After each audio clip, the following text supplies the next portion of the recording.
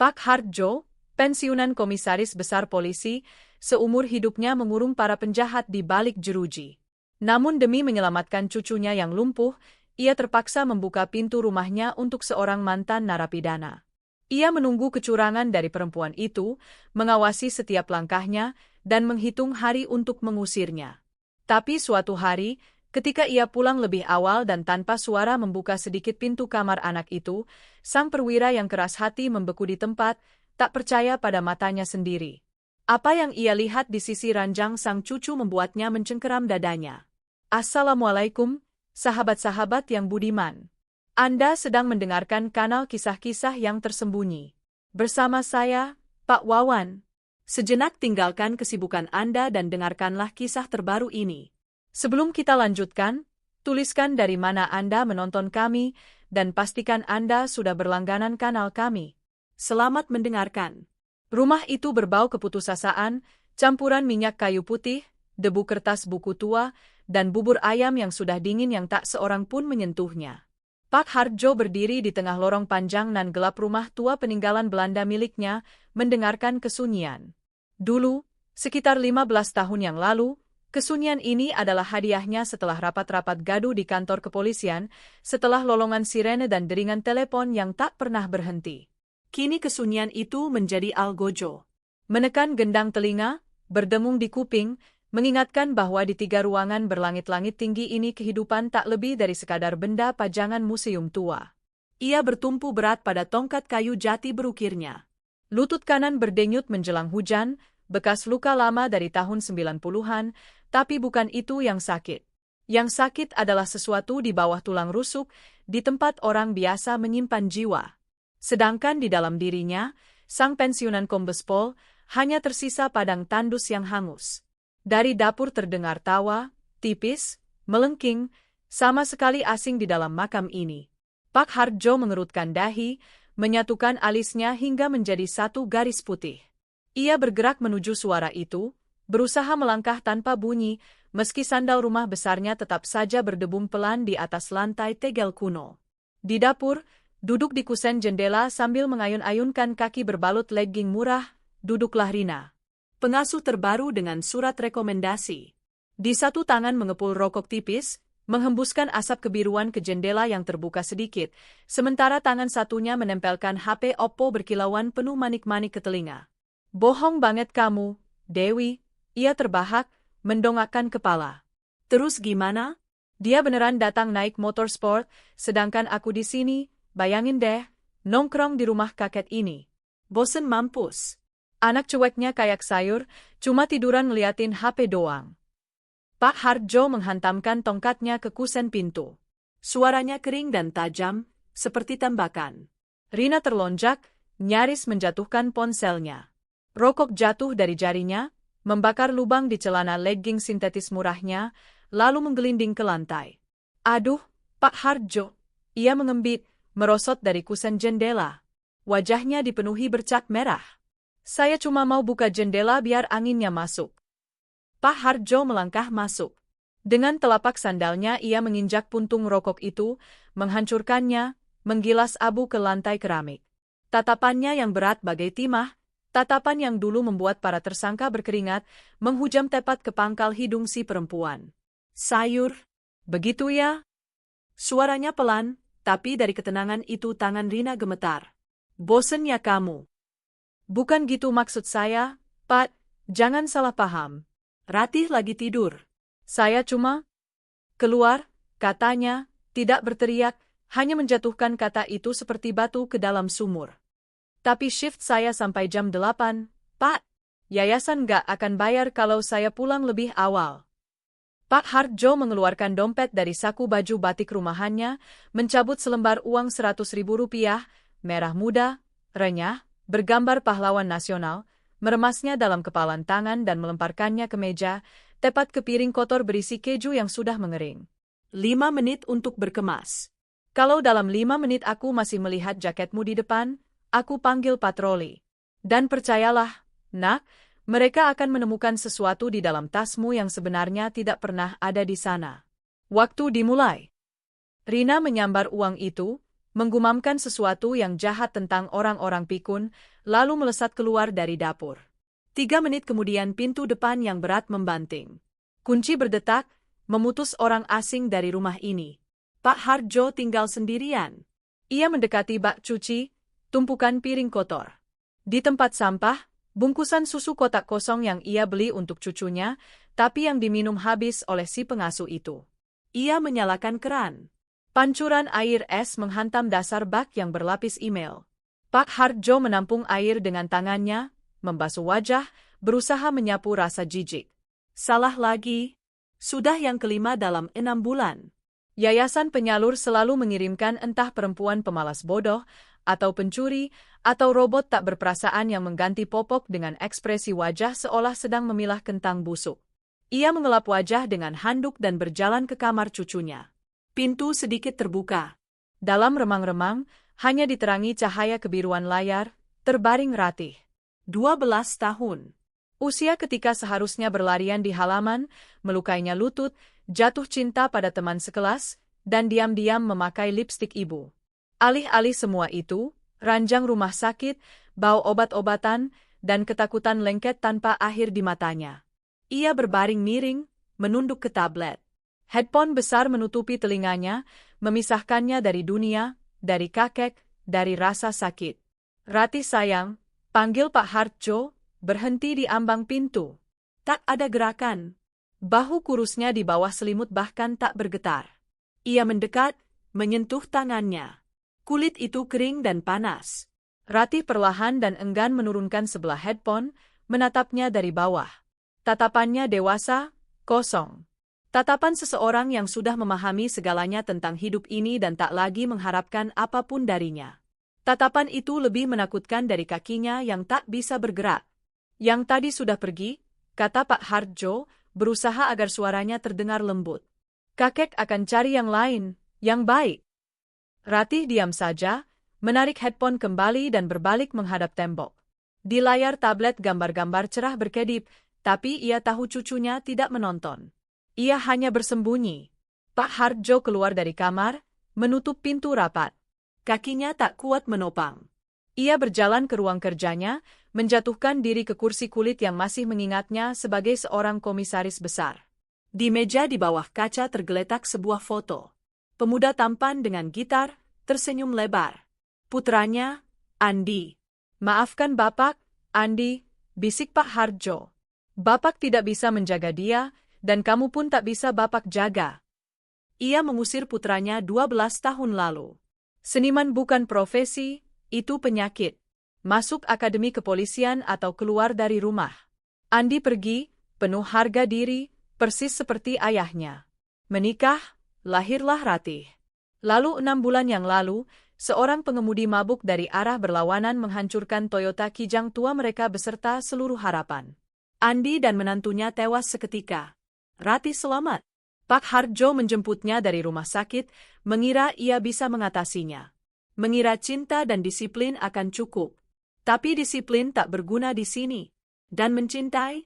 Mencintai, rasanya ia sudah lupa caranya, atau memang tak pernah bisa.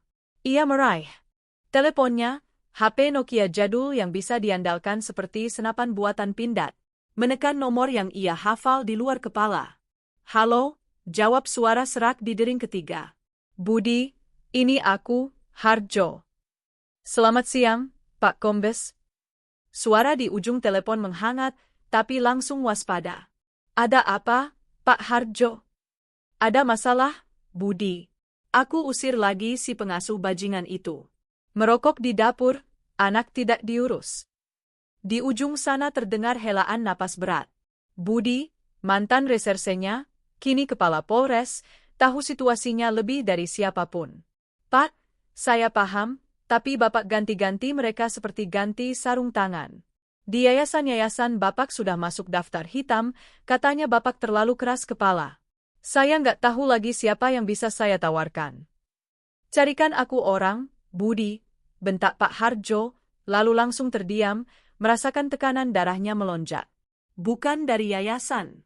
Cukup perempuan biasa yang tidak mencuri dan punya hati nurani. Kubayar 2 kali lipat, tunai. Punya hati nurani, katanya. Budi terdiam. Terdengar suara korek api.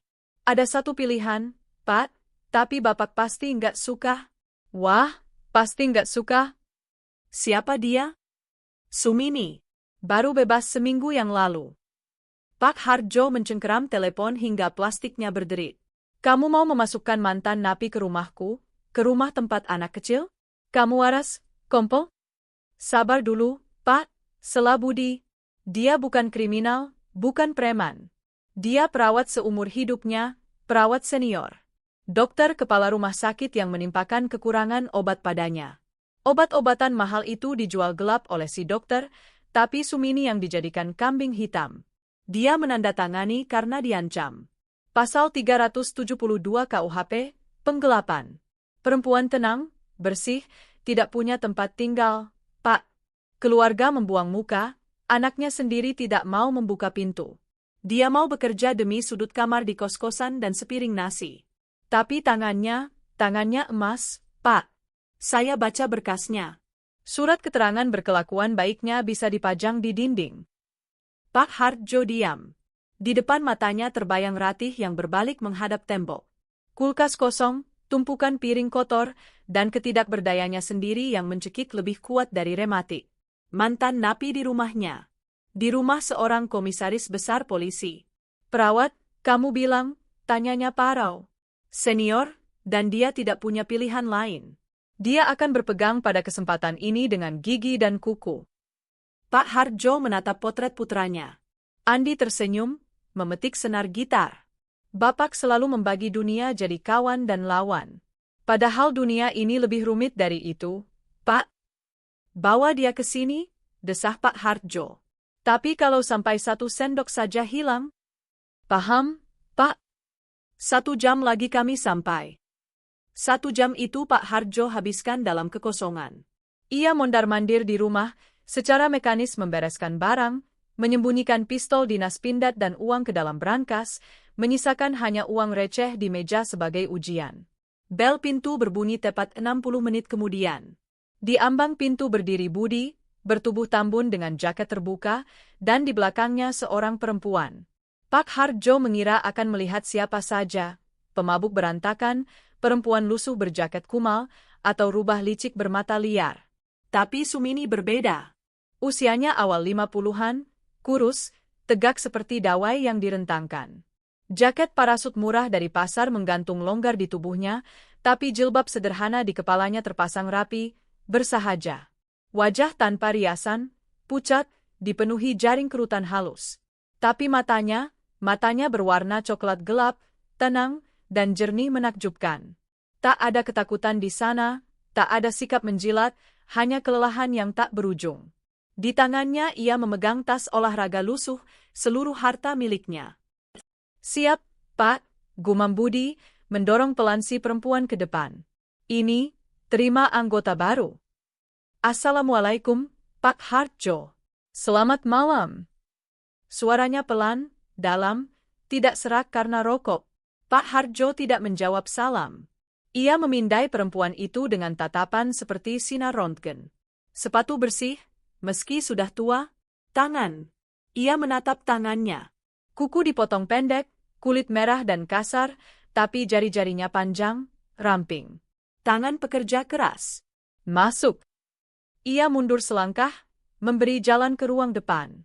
Sepatu lepas di sini. Tidak ada sandal cadangan. Saya bawa sendiri. Sumini membuka tasnya, mengeluarkan sandal jepit sederhana. Budi bergerak gelisah di ambang pintu. Kalau begitu saya permisi, Pak, saya ada piket. Kalian sepakati sendiri saja. Identitasnya ada di kantor saya, jadi dia tidak akan kabur. Ia mengedipkan mata pada Sumini, seolah memberi semangat, lalu menghilang, meninggalkan mereka berdua. Di ruang depan menggantung kesunyian. Pak Hardjo mencium bau yang menguar dari tamunya. Ia berbau udara malam dan sabun cuci. Begini, Sumini, nama lengkap ibu siapa? Ia memulai, bertumpu pada tongkat dengan kedua tangan agar tampak lebih berwibawa. Sumini, Pak. Panggil saja Bu Sumi. Tidak, Bu Sumi saja tidak cukup. Kita bukan di warung kopi. Dengarkan baik-baik, Bu Sumini. Saya tahu dari mana ibu datang, dan saya tidak peduli ibu bersalah atau tidak. Pengadilan sudah memutuskan, berarti bersalah. Bagi saya, ibu adalah orang yang bernoda. Perempuan itu tidak menundukkan mata. Ia berdiri dan mendengarkan, kedua tangan terlipat di perut. Saya menerima ibu karena tidak ada pilihan lain. Ia menajamkan setiap kata. Cucu saya sakit, cedera tulang belakang ditambah depresi. Dia butuh perawatan, prosedur medis, pijat, kebersihan, dan makanan yang layak. Ibu bisa masak? Bisa, jawabnya singkat. Bukan masakan asal-asalan. Perkedel, sayur bening, makanan diet kalau perlu. Perlu. Syaratnya begini, ibu tinggal di sini, di kamar kecil di belakang dapur. Hari libur 2 minggu sekali, hanya dengan izin saya. Gaji 2 juta rupiah per bulan. Makan ditanggung saya. Ia berhenti sejenak, melangkah lebih dekat. Kalau saya tahu ibu menyakiti anak itu dengan kata-kata, tatapan, atau perbuatan, kalau hilang uang sepeser pun, kalau dari ibu tercium bau yang tidak-tidak, saya bukan cuma mengusir. Saya akan memastikan ibu kembali ke tempat asal ibu. Menjalani sisa hukuman. Koneksi saya masih ada. Ibu paham? Itu pidato yang keras dan merendahkan. Ia tahu itu. Tapi ia ingin mematahkannya sekarang juga, menguji ketahanannya. Kalau mulai menangis atau menuntut hak, silakan pergi sekarang. Sumini diam beberapa detik, lalu mengangguk perlahan. Saya paham, Pak Hardjo. Hanya saja, saya juga punya syarat. Alis Pak Hardjo terangkat. Ibu punya syarat? Ya. Saya tenaga medis, bukan pembantu. Kalau saya menangani kesehatan anak itu, Bapak jangan ikut campur dalam proses pengobatan. Jangan mendikte cara memijat. Jangan membatalkan prosedur karena dia kesakitan atau tidak mau. Kasihan itu dokter yang buruk. Dalam suaranya tiba-tiba muncul baja. Ketegasan profesional yang hanya dimiliki ahli bedah dan perawat berpengalaman. Ia menatap Pak Hardjo bukan sebagai majikan, tapi sebagai sesama. Pak Hardjo mendengus. Itu menyenangkan hatinya. Di suatu tempat jauh di lubuk hati, sedikit saja. Baik, gerutunya. Mari, saya tunjukkan medan kerjanya. Ia memimpin perempuan itu menyusuri lorong, membuka pintu kamar anak. Ratih, ada tamu, katanya keras. Gadis kecil itu bahkan tidak menoleh. Sumini masuk ke kamar, tidak mengeluh, tidak meratap. Aduh, kasihan sekali. Ia mendekati ranjang dan dengan tenang menyapu pandang ke meja kecil penuh obat-obatan, membenarkan selimut yang tersingkap di bagian kaki. Lalu dengan hati-hati namun tegas, ia melepas headphone dari kepala Ratih. Ratih tersentak, berbalik cepat, siap mendesis dan menggigit. Matanya yang penuh amarah bertemu dengan tatapan tenang Sumini. Halo, Ratih sayang, kata perempuan itu. Panggil saja aku Bu Sumi. Aku benerin bantalmu ya. Lehermu pegal, aku lihat. Dengan gerakan cekatan dan terlatih, ia mengangkat kepala gadis itu, menepuk-nepuk bantal, dan membaringkannya kembali.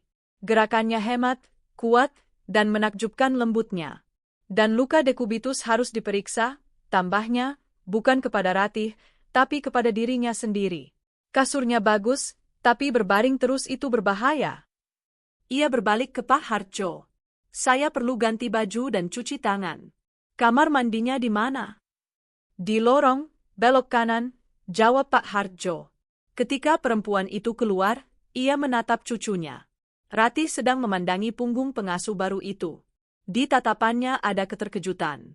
Untuk pertama kalinya dalam waktu lama, seseorang tidak memanja-manjanya dan tidak takut padanya. Kek, dia siapa?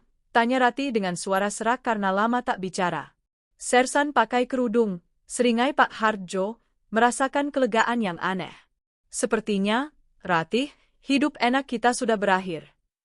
Ia keluar ke lorong. Jantungnya masih berdenyut nyeri, tapi kesunyian di rumah sudah berubah. Kesunyian itu berhenti menjadi mati. Di dalamnya muncul bunyi langkah orang lain dan bau sabun cuci murah yang entah mengapa menumbuhkan harapan. Masa percobaan 24 jam, pikirnya, menutup pintu ruang kerjanya. Tapi intuisi reserse tua berbisik, yang ini akan bertahan. Pagi itu tidak dimulai dengan suara langkah menyeret atau dentingan cangkir pecah, melainkan dengan aroma kental, hangat, hampir terlupakan, yang seolah merembes menembus dinding rumah tua peninggalan Belanda ini langsung dari masa kecil Pak Hardjo. Aromanya nasi uduk dan susu hangat. Pak Hardjo membuka mata, menatap langit-langit dengan ornamen tua. Jam di meja, jam Wecker Seiko jadul yang besar, menunjukkan pukul 7 pagi. Kebiasaan tentara membuatnya bangun semenit sebelum alarm berbunyi. Tapi hari ini kesunyian di rumah terasa berbeda. Tidak menekan, tapi menunggu. Ia duduk di tepi ranjang, menurunkan kaki ke sandal yang dingin. Lutut menembakkan rasa sakit yang sudah biasa, mengingatkan kelembapan di balik jendela. November 2012 terasa lembab, kelabu, seperti kain perca yang sudah usang. Pak Hardjo mengenakan baju batik rumahannya, mengencangkan ikat pinggang sekuat tenaga seolah hendak ke lapangan apel, dan keluar ke lorong. Pintu kamar pembantu, bilik sempit di belakang dapur, terbuka lebar. Tempat tidur tertata sempurna, tanpa satu pun lipatan. Di atas kursi, pakaian Sumini tertumpuk rapi. Di dapur, pemandangan yang membuatnya sejenak membeku di ambang pintu. Sumini berdiri di depan kompor. Ia mengenakan jas lab putih panjang. Bukan yang dipakai di klinik modern, pendek dan ketat, melainkan yang ketat, kaku, dikancing semua, sampai di bawah lutut. Rambutnya tersembunyi di balik kerudung rapat. Ia mengaduk sesuatu di panci, dan gerakan sikunya berirama, presisi, tanpa kesan terburu-buru. Selamat pagi, Pak Hardjo. Ia tidak menoleh, seolah punya mata di belakang kepala. Sarapan 3 menit lagi. Silakan duduk. Di meja yang biasanya bertumpuk koran Kompas dan tagihan listrik, kini terbentang serbet linen bersih. Alat makan tersusun sejajar sempurna. Santai saja, Bu Sumi, gerutunya, duduk di tempatnya. Dari mana jas putih itu? Bawa sendiri dari rumah. Ia meletakkan piring di hadapannya. Nasi uduk itu kuning keemasan, dengan genangan kecil santan yang meleleh di tengahnya. Saya terbiasa bekerja pakai seragam. Mendisiplinkan saya dan pasien. Pak Hardjo menyendok sesendok. Rasanya sempurna. Pas garamnya, pas manisnya, butir demi butir. Terakhir kali nasi uduk senak ini dimasak oleh almarhum istrinya, Sari, 20 tahun yang lalu. Untuk cucu saya, tanyanya, menelan gumpalan yang menyangkut di tenggorokan. Untuk Ratih, saya antar sendiri. Jam 8 kami punya pembicaraan serius. Pembicaraan? Pak Hardjo mengernyit. Dia diam membisu, Bu Sumini. Sudah 4 bulan. Cuma bergumamnya, tidak, lalu masuk ke headphone. Psikolog dari puskesmas datang, angkat tangan, bilang, trauma, butuh waktu. Sumini mengelap tangannya dengan handuk. Tatapan mata coklat gelapnya menjadi tajam, profesional. Waktu itu tidak ada, Pak Hardjo. Otot-ototnya mengecil, punggungnya melemah. 6 bulan lagi berbaring dengan tablet, dia tidak akan pernah berdiri lagi. Bukan karena tulang belakangnya tidak mengizinkan, tapi karena dia terbiasa jadi orang cacat. Itu nyaman. Berbaring, semua orang mengasihani, tidak perlu melakukan apa-apa. Pelan-pelan bicaranya. Suara sang komisaris besar bergetar mengancam. Dia kehilangan kedua orang tuanya. Saya tahu apa yang dia kehilangan. Tapi sekarang dia kehilangan dirinya sendiri. Terima kasih untuk sarapannya. Piring saya cuci nanti. Ia mengambil nampan berisi piring dan secangkir susu coklat hangat, lalu keluar dari dapur. Langkahnya tanpa suara. Sandal jepit melangkah lembut seperti cakar kucing. Pak Hardjo tetap duduk di depan nasi uduk yang belum habis. Di dalamnya tumbuh perasaan gelisah. Ia mempekerjakan pengasuh untuk mengganti spray dan menyuapi, tapi yang ia dapat ternyata tank berjas putih. Ia bangkit, bertumpu pada tongkat, dan mengikuti. Berhenti di pintu kamar anak, membukanya sedikit. Menguping tidaklah pantas bagi seorang perwira, tapi ini soal Ratih. Di kamar, lampu tidur menyala meski di luar sudah mulai terang keabu-abuan. Ratih berbaring dalam posisi yang tak pernah berubah. Miring, tablet di depan hidung, headphone meraung entah apa. Ia bahkan tak menyadari Sumini masuk. Perempuan itu meletakkan nampan di meja kecil, berdiri sedetik menatap sosok gadis kecil yang membungkuk, lalu melakukan sesuatu yang membuat napas Pak Hardjo terhenti. Ia mengulurkan tangan dan mencabut jack headphone dari lubang tablet. Musik terputus. Ratih tersentak seluruh tubuh, terlonjak, berbalik. "Heh?"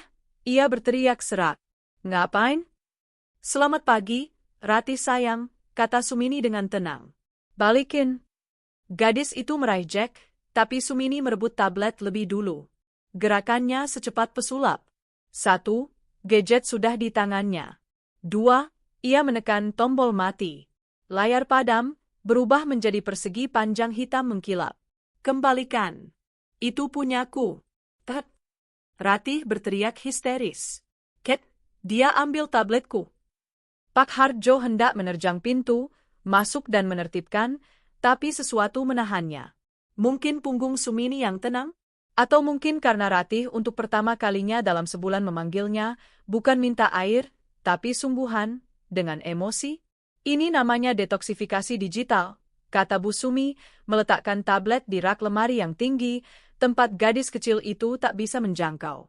"Mulai hari ini 1 jam saja di sore hari, dengan syarat kamu memenuhi target latihan."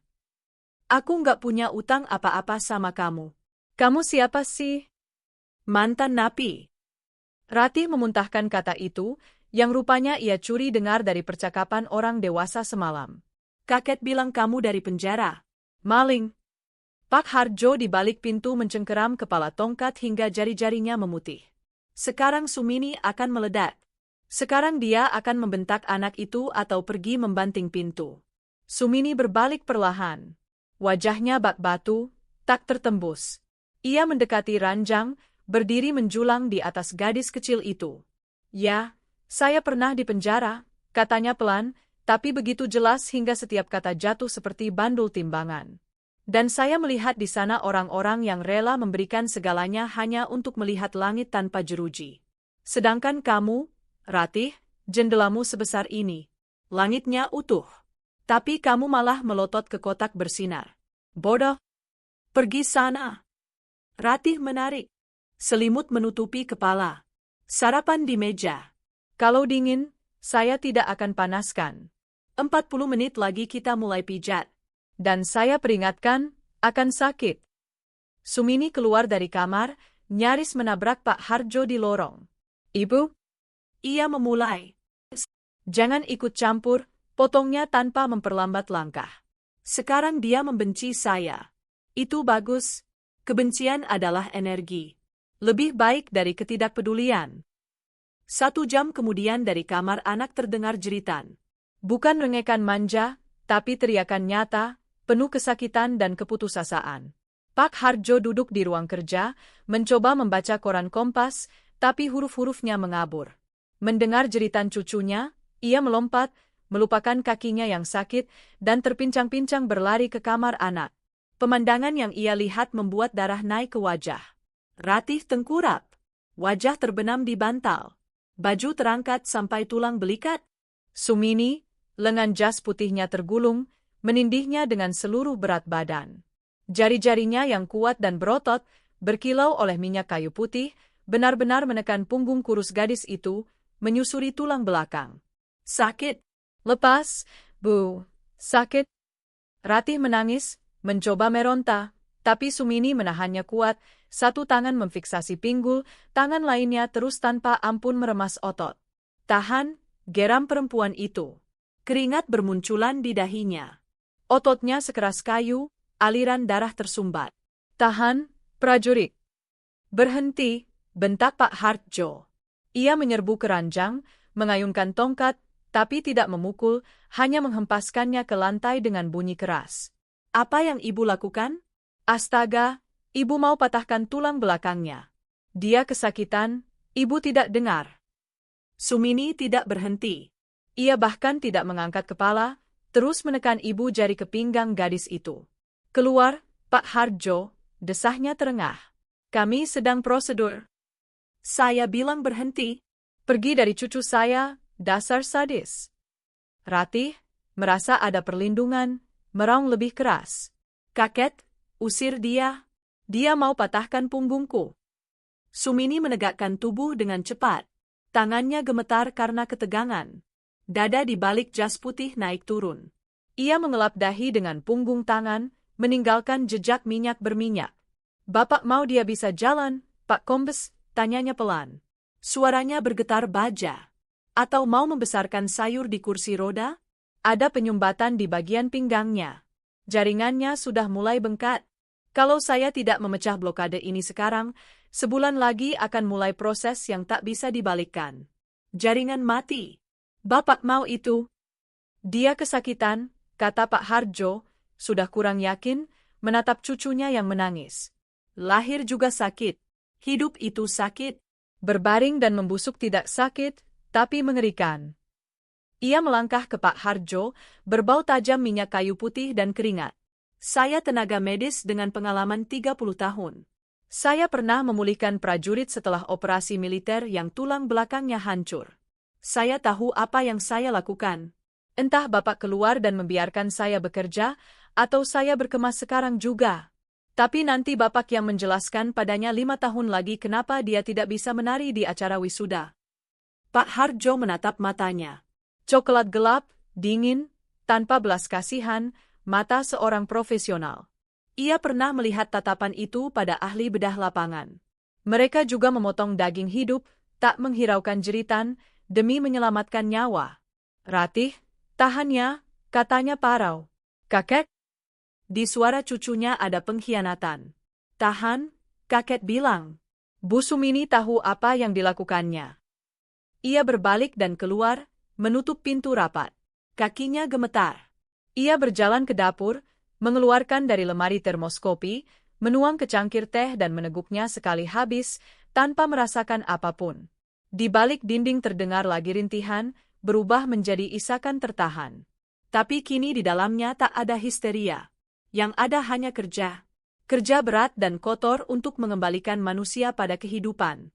Menjelang siang, rumah diliputi kesunyian. Tapi ini kesunyian yang berbeda. Lelah, berat, seperti udara setelah badai. Pak Harjo duduk di ruang tamu di depan televisi yang menyiarkan berita tentang kurs dolar dan kemacetan di Jakarta, tapi suaranya tak terdengar. Ia menunggu. Pintu kamar anak terbuka. Sumini keluar. Ia melepas jas putihnya, tinggal mengenakan daster sederhana. Tampangnya kelelahan, tangan merah dan bengkak. Ia berjalan ke dapur, membenturkan teko. Pak Harjo bangkit dan bertumpu pada tongkat, mendekati pintu kamar anak. Ratih berbaring tenang. Ia tidak berbalik ke tembok. Ia berbaring telentang, menatap langit-langit. Wajahnya sembab, rambut basah menempel di pipi. Tablet tidak ada di dekatnya. "Ratih sayang," panggilnya. Ia perlahan menolehkan kepala. Di matanya tidak ada kemarahan. Ada kelelahan dan semacam ketakjuban baru yang aneh. Ia menggerakkan jari-jari kakinya di bawah selimut. "Dia gila, kek," bisik Ratih. "Punggungku panas, panas seperti terbakar." "Itu darah mengalir," kata Pak Harjo, mengingat kata-kata Sumini. "Artinya punggungmu hidup." "Aku lapar," tiba-tiba kata cucunya. "Lapar banget." Pak Harjo berkedip. Berbulan-bulan ia harus membujuk hanya untuk sesendok susu kotak. "Sebentar. Bu Sumi pasti punya sesuatu di sana." Saat itu Sumini masuk ke kamar.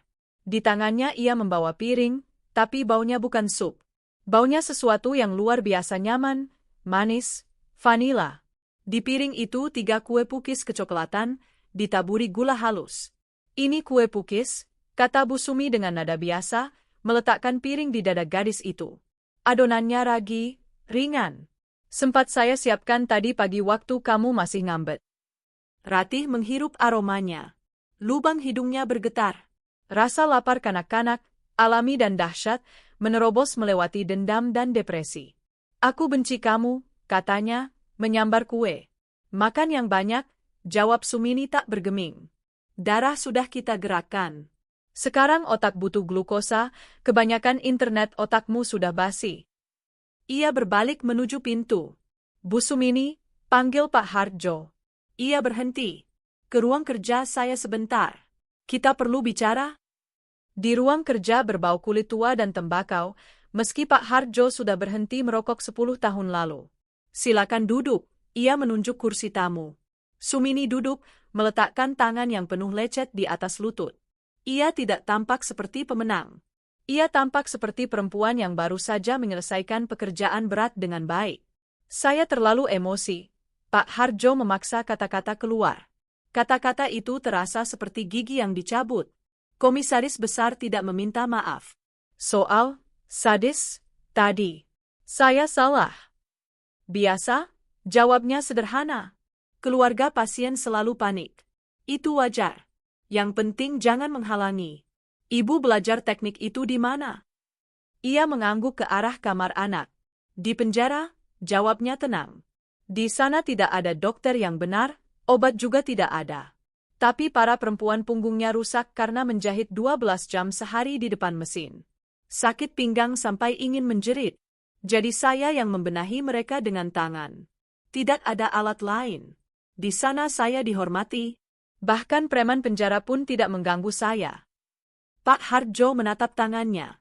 Kini ia tidak lagi melihat tangan pencuri, melainkan sebuah instrumen, kasar tapi efektif. Jujur saja, Bu Sumi, ada peluang?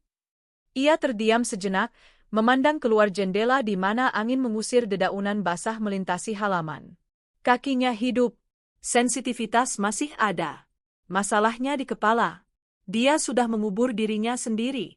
Saya akan menggali dia keluar. Hanya saya butuh kebebasan penuh. Besok saya akan membuatnya berdiri dengan tangan dan lutut. Dia akan berteriak, akan menangis. Bapak harus kuat.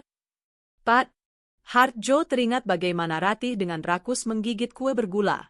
Teringat bagaimana cucunya berkata, punggungku panas terbakar. Dalam api itu, penyakitnya terbakar habis. Saya kuat, katanya tegas. Laksanakan, dokter. Sumini untuk pertama kalinya hari itu tersenyum samar. Senyum itu hanya menyentuh sudut bibir, tapi wajahnya langsung menjadi lebih lembut, lebih muda. Oh ya, Pak Harjo, Bapak punya teh yang bagus? Teh tubruk, bukan teh celup? Teh celup itu debu jalanan, bukan teh. Ada, dengusnya. Di lemari pajangan, dalam kaleng, teh tubruk asli. Saya simpan untuk momen istimewa. Sepertinya momennya sudah tiba. Mari kita minum teh. Malam itu, ketika rumah tenggelam dalam tidur, Pak Harjo dengan kebiasaan lama melakukan ronda. Mengintip dapur, bersih sempurna, tanpa seremah pun. Masuk ke kamar anak. Ratih tidur dengan tangan terentang. Tablet tidak ada. Di meja kecil berdiri piring kosong dengan jejak gula halus. Napas gadis itu rata dan dalam. Pak Harjo mendekati lemari bawah di lorong tempat ia menyimpan tabungan darurat. Amplop berisi 5 juta rupiah. Ia periksa. Amplop masih di tempatnya. Ia menghitung lembaran uang satu persatu. Rasa malu menusuknya seperti jarum tajam. Ia masih belum percaya padanya.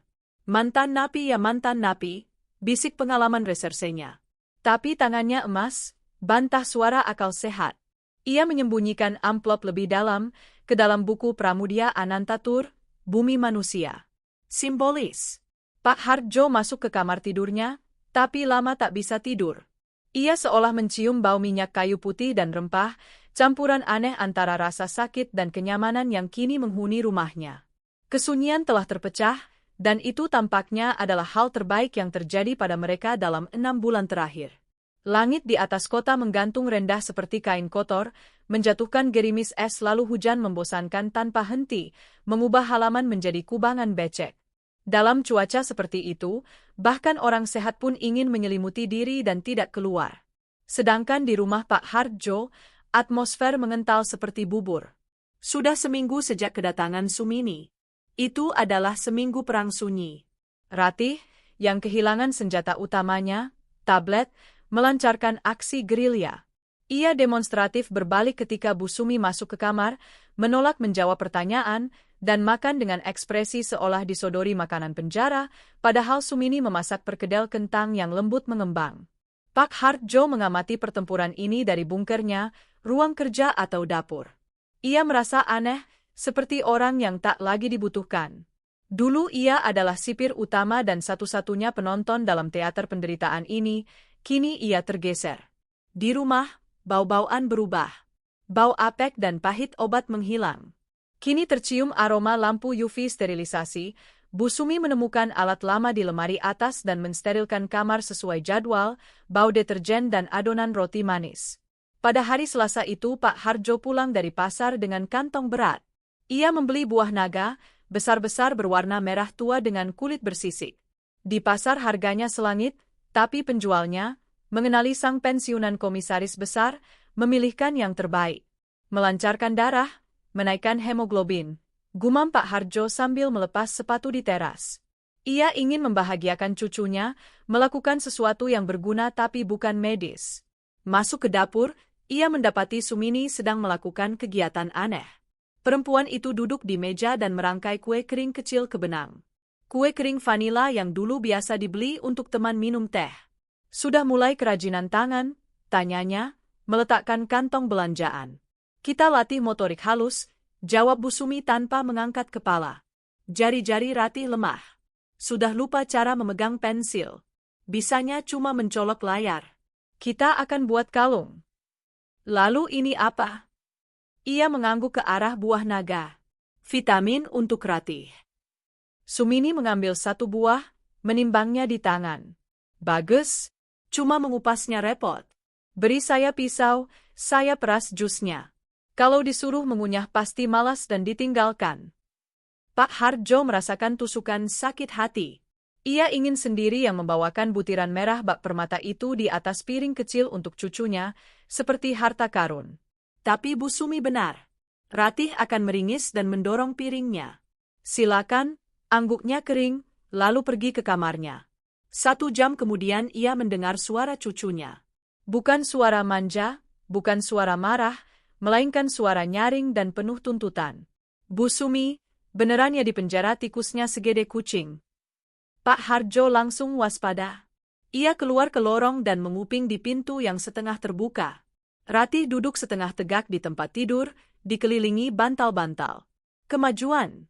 Seminggu lalu ia hanya berbaring.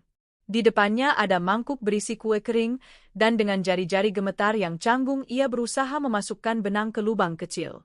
Sumini duduk di kursi sebelahnya, menisik sarung bantal. Bohong itu, jawab Bu Sumi dengan tenang, menggigit ujung benang. Tikusnya biasa saja, abu-abu, kurang ajar, cuma mencuri makanan kalau kamu lengah. Tapi kami tidak takut pada mereka. Lalu takut sama apa? Ratih meletakkan kue kering, menatap si pengasuh dengan mata terbelalak. Takut pada diri sendiri, Ratih. Takut lupa bagaimana rasanya rumput di telapak tangan, bagaimana bau hujan. Di sana tidak ada aroma, cuma kaporit dan asap rokok. Dan kami takut jadi jahat. Kemarahan itu seperti karat, menggerogoti dari dalam. Aku jahat ya? Tiba-tiba gadis itu bertanya. Pak Harjo di balik pintu membeku. Kamu bukan jahat, kamu terluka. Itu beda, Bu Sumi meletakkan jahitannya.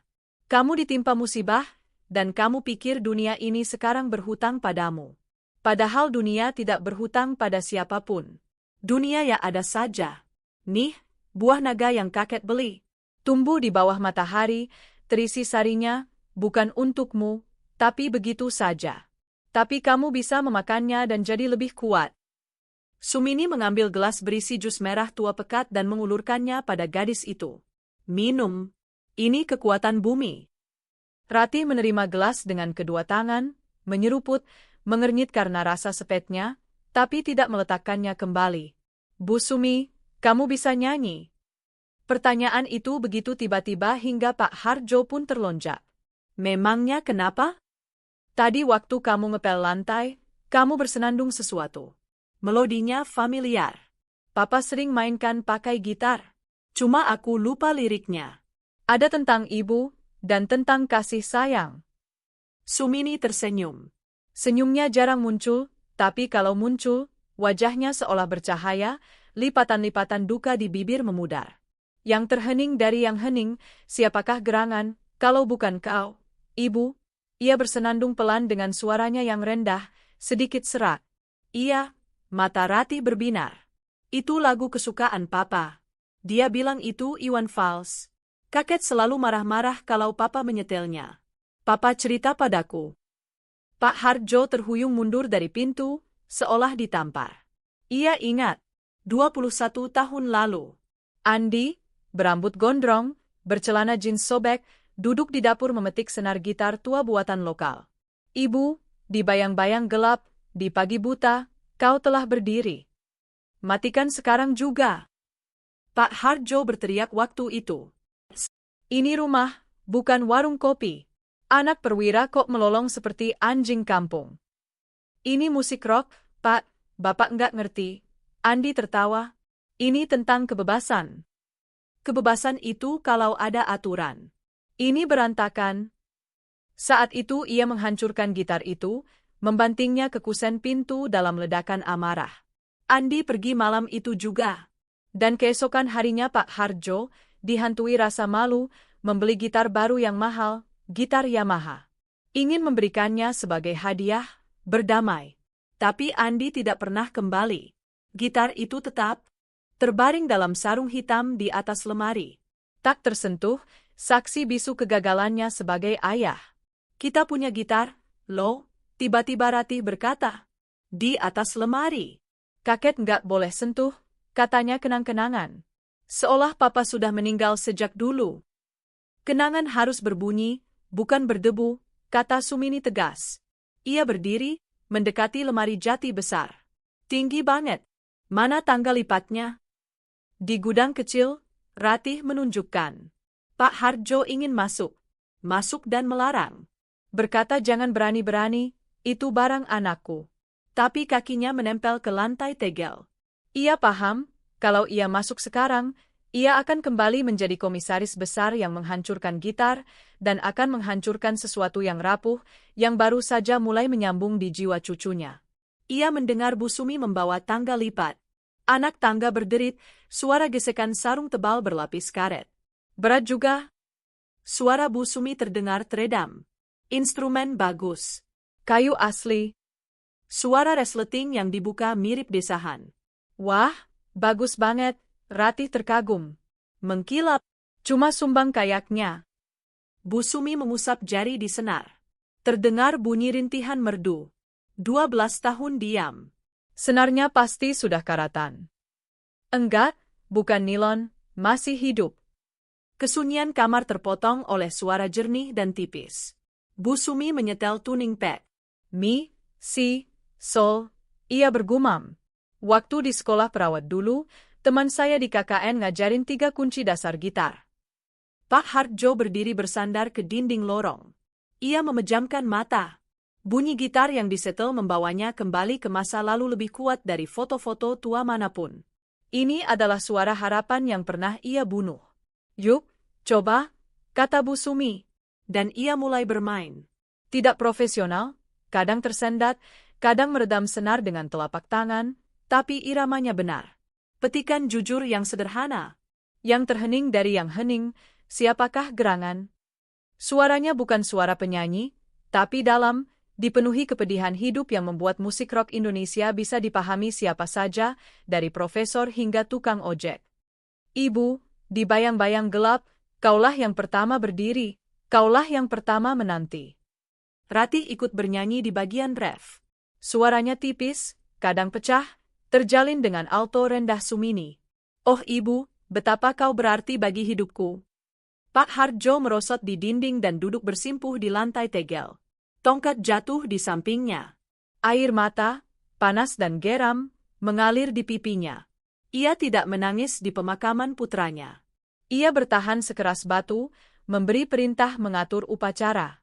Ia tidak menangis ketika menjemput Ratih dari rumah sakit. Tapi sekarang, mendengar perempuan asing, mantan narapidana, bernyanyi bersama cucunya lagu mendiang putranya, ia hancur. Inilah warisannya. Bukan rumah, bukan tanah, bukan tabungan, melainkan lagu ini, kenangan ini. Dan ia, ayah dan kakek kandung, tidak mampu mewariskannya. Sedangkan Bu Sumi yang orang luar bisa, ia tinggal mengambilnya dari rak berdebu. Musik berhenti.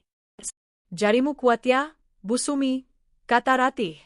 Untuk pertama kalinya dalam 6 bulan, di suaranya terdengar kekaguman. Ajarin aku dong. Perkuat dulu punggungmu, supaya bisa pegang gitar. Butuh postur tegak. Main gitar harus duduk dengan punggung lurus. Nanti kalau kamu sudah berdiri mantap, baru kita belajar. Aku akan berdiri, kata gadis itu pelan tapi tegas. Besok aku berdiri. Kamu janji mau menaruhku di posisi merangkakkan. Ayo kita mulai. Pak Hardjo mengelap wajah dengan telapak tangan, berdiri berat bersandar ke dinding. Ia perlu pergi, bersembunyi, mencerna semua ini. Ia berjalan ke dapur, tapi di ambang pintu berpapasan dengan Sumini. Perempuan itu keluar dari kamar anak dengan gelas kosong bekas jus buah naga. Melihat matanya yang merah, ia tidak mundur, tidak bertanya hal bodoh. Ia hanya menatapnya dengan tenang dan penuh pengertian. Gitarnya tidak saya kembalikan ke atas, katanya dengan suara datar. Biar berdiri di sudut saja. Bagus untuk dia melihatnya. Motivasi. Terima kasih, serak Pak Hardjo. Untuk jus dan lagunya. Lagu bagus, angguk Bu Sumi. Menyentuh hati. Andi memang punya selera. Ia berjalan ke wastafel dan menyalakan air. Pak Hardjo duduk di meja. Rasa cemburu yang membakarnya sejam lalu telah padam. Tinggal rasa syukur dan perasaan aneh yang menakutkan bahwa dirinya tidak lagi dibutuhkan. Bu Sumi, panggilnya. Ia menoleh, mengelap tangan. Saya punya permintaan. Di ruang kerja, laci bawah, ada kaset-kaset lama dan radio tape. Kalau Ratih mau dengarkan, tolong nyalakan. Saya sendiri tidak sanggup. Tangan tidak terangkat. Saya nyalakan, Pak Hardjo. Pasti. Sore hari itu terjadi satu peristiwa lagi, kecil tapi bermakna. Ratih makan malam sendiri. Duduk di tempat tidur, ia memegang sendok, meski tangannya gemetar karena kelelahan setelah prosedur siang. Tablet masih di atas lemari, tapi ia bahkan tidak meliriknya. Ia menatap gitar yang berdiri di sudut, berkilau redup terkena cahaya lampu tidur. Pak Hardjo masuk untuk mengucapkan selamat tidur. Kek, panggil Ratih ketika ia sudah memegang gagang pintu. Ya, sayang. Ceritakan dong, gimana papa belajar main gitar. Pak Hardjo membeku. 12 tahun ia tidak membicarakan putranya. Itu tabu. Ia kembali, duduk di tepi ranjang. Kasur melengkung di bawah berat tubuhnya. Telinganya bagus, itu benar. Warisan dari ibunya. Sari, nenekmu, dulu nyanyi di grup kasidah. Mainnya mulai waktu kelas 2 SMP. Jatuh cinta sama anak cewek, Lina dari kelas sebelah. Mau nyanyikan sernade buat dia. Genjreng siang malam, jari-jari sampai berdarah, kapalan ditempeli plester, tapi nggak berhenti. Keras kepala. Kayak aku, seringai Ratih. Kayak kamu, Pak Hardjo tersenyum. Mereka mengobrol setengah jam, untuk pertama kalinya, tentang hal-hal ringan, tentang sekolah, tentang lagu-lagu lama. Sumini saat itu duduk di dapur, membaca buku referensi medis dan menyeruput teh dari tatakan cangkir ala orang tua, kelingking teracung. Ia mendengar gumaman suara dari balik dinding dan tahu, pengobatan sudah dimulai. Bukan tulang belakang, melainkan jiwa.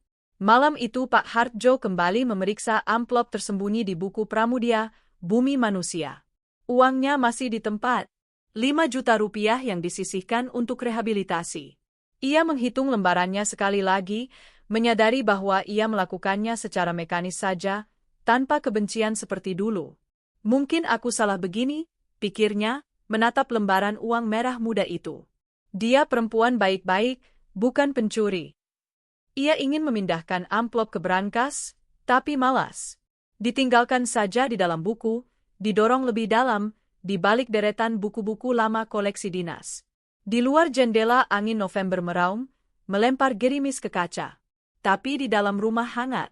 Di sudut kamar anak, gitar tertidur, menunggu jari-jari kecil cukup kuat untuk memeras musik darinya.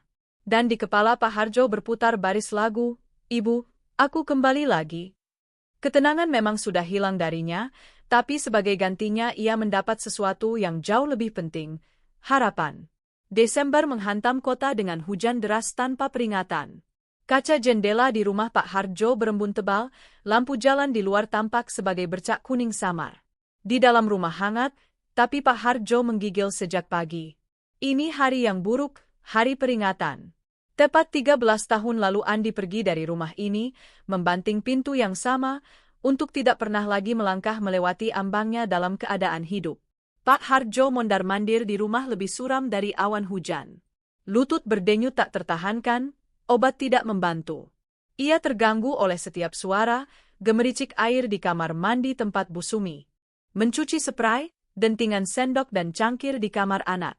Menjelang siang ia memutuskan untuk memeriksa pos. Kebiasaan lama polisi.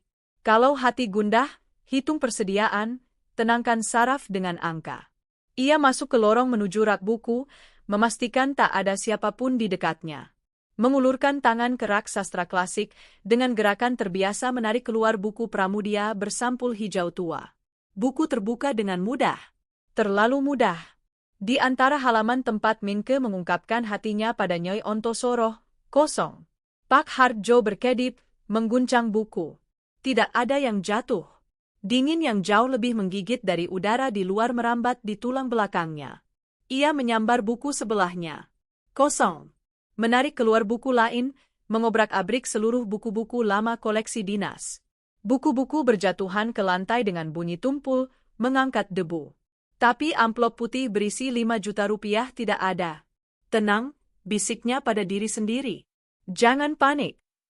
Ia berlari ke ruang kerja, membuka brankas dengan jari gemetar, baru berhasil memasukkan kunci di percobaan ketiga.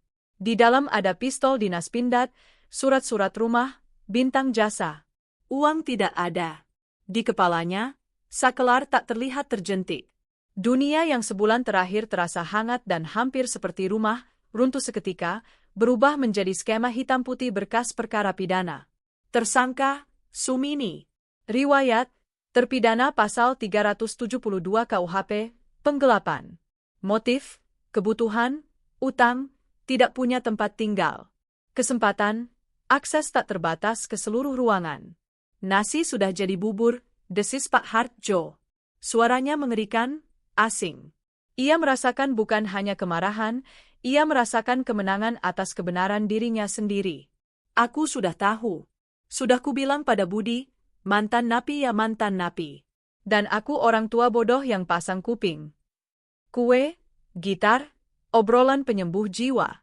Dia cuma meraih kepercayaan, menunggu momen. Ia keluar dari ruang kerja. Langkahnya berubah. Ia tidak lagi pincang. Ia berjalan menuju penangkapan. Di dapur Sumini sedang menyetrika pakaian anak. Uap setrika naik ke langit-langit, berbau kesegaran. Ia bersenandung sesuatu, tampak tenang, nyaris bahagia. Pak Hardjo berdiri di ambang pintu, menghalangi jalan keluar. Mana uangnya? Tanyanya pelan.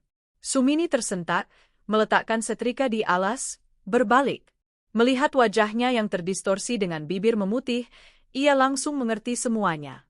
Senyumnya lenyap, wajah berubah menjadi topeng. Apa maksud Bapak, Pak Hardjo? Jangan pura-pura bodoh, napi Sumini. 5 juta rupiah dari buku di lorong. Kembalikan baik-baik, kamu tinggal pergi. Tidak mau kembalikan, aku panggil patroli. Budi datang cepat, dan kamu balik lagi ke balik jeruji, sebagai residivis. Saya tidak mengambil uang Bapak, katanya datar. Suaranya tidak bergetar, tapi tangannya ia sembunyikan di belakang, saling menggenggam. Saya bahkan tidak tahu uang itu di sana.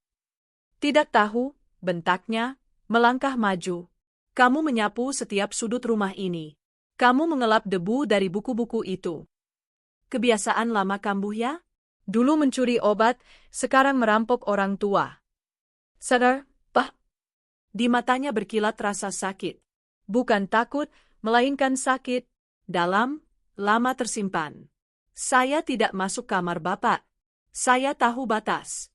Saya mengurus anak. Untuk apa saya lakukan itu? Pencuri selalu punya alasan. Ia menghantam meja dengan tinju, hingga setrika terlonjak. Keluarkan tasmu. Apa? Tas olahragamu ke sini, ke meja, sekarang. Di dapur menggantung kesunyian yang berdenting. Hanya setrika yang berdesis mendingin. Saya tidak akan melakukan itu, kata Sumini pelan. Saya punya harga diri. Harga dirimu tertulis di surat vonis. Kamu narapidana di rumahku. Aku sudah menampungmu, membiarkanmu dekat cucuku. Kata itu meluncur sendiri. Kotor, menyengat. Sumini memucat hingga lebih putih dari jas labnya. Ia menatapnya, dan di tatapan itu Pak Harjo tiba-tiba melihat sesuatu yang familiar. Begitulah putranya menatapnya bertahun-tahun lalu, dengan kekecewaan, dengan kasihan terhadap kebodohannya. Baiklah, katanya. Ia masuk ke biliknya dan kembali dengan tas olahraga. Tanpa bicara ia menumpahkan isinya ke meja dapur. Kaus-kaus usang, pakaian dalam ganti. Buku anatomi tubuh manusia. Foto anak laki-laki kecil dalam bingkai. Sebungkus teh celup murah. Tasbih kecil. Uang tidak ada. Pak Harjo mulai menggeledah barang-barang itu. Meraba jahitan, membalik kantong, mengguncang buku. Ia mencari ruang tersembunyi, dasar ganda. Tangannya gemetar karena amarah dan gairah berburu. Disembunyikan di pakaian dalam. Ia mengangkat mata yang beringas ke arahnya. Saya geledah badanmu. Sumini berdiri tak bergerak, bagai patung. Geledah saja, Pak Sipir. Bapak kan sudah biasa menghina orang. Dan di situ ia berhenti. Sesuatu dalam intonasi perempuan itu menembus baja kemurkanya. Pak Sipir. Ia memanggilnya seperti para narapidana memanggil sipir penjara, mereka yang dipandang hina. Dari lorong terdengar ribut, suara sesuatu yang berat terjatuh. Bu Sumi. Di ambang pintu dapur, berpegangan pada Walker, berdiri Ratih. Wajahnya pucat, berkeringat, tubuhnya gemetar karena ketegangan. Untuk pertama kalinya ia berjalan sendiri sampai dapur. Di kakinya kaos kaki rajut buatan Bu Sumi yang terlihat lucu. Ada apa ini? Tanya gadis itu, matanya berpindah dari barang-barang yang berserakan di meja ke wajah merah padam kakeknya. Masuk ke kamarmu, Ratih, gertak Pak Harjo. Ini bukan urusanmu. Kakek mengusirnya, suara Ratih pecah menjadi teriakan. Lagi, seperti yang lain-lain. Dia pencuri. Dia mencuri uang kita untuk rehabilitasi. Bohong, teriak Ratih.